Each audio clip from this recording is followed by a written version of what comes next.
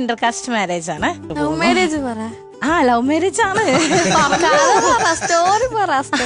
ഞാൻ ബാങ്കിൽ വർക്ക് ചെയ്യുന്ന സമയത്ത് ഇൻഷുറൻസ് എടുക്കാൻ വേണ്ടിയിട്ടൊന്ന് വിളിച്ചതാണ്. അപ്പൊ പുള്ളിക്ക് ഒരു ഇൻഷുറൻസ്, മെഡിക്ലെയിം ഇൻഷുറൻസ് കൊടുക്കുമല്ലോ നമ്മൾ, അത് എടുക്കാൻ വേണ്ടിയിട്ട് എന്നെ വിളിച്ചപ്പോൾ ഞാൻ ആ ഇൻഷുറൻസിന്റെ ഡീറ്റെയിൽസ് ഒക്കെ പറഞ്ഞു കൊടുത്താന്ന്. ചെറിയ എമൗണ്ടേ ഉള്ളൂ. അപ്പൊ പുള്ളി ഇൻഷുറൻസ് എടുത്തു. കഷ്ടകാലത്തിന് പുള്ളി പോയിട്ട് വണ്ടിമെന്ന് വീണ് കാലൊടിഞ്ഞു. പുള്ളി ഹോസ്പിറ്റലൈസ്ഡ് ആയി. പക്ഷെ അന്നൊക്കെ എന്ന് പറഞ്ഞാൽ നമുക്ക് മെഡിക്ലെയിം എടുത്താലും എല്ലാ ഹോസ്പിറ്റലുകളും ലിസ്റ്റിൽ ഉണ്ടാവില്ല. അപ്പോൾ പുള്ളി കിടന്ന ഹോസ്പിറ്റലിൽ ലിസ്റ്റിലില്ല. പുള്ളിക്ക് പേയ്മെന്റ് അടയ്ക്കേണ്ടി വന്നു.